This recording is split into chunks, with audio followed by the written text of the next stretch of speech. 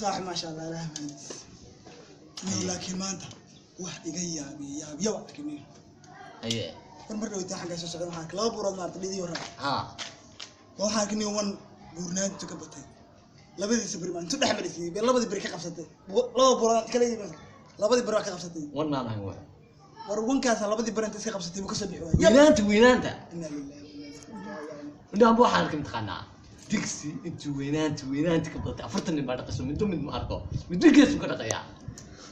يا كو أركت waxaan xal u karriya wanka aragtay badaysa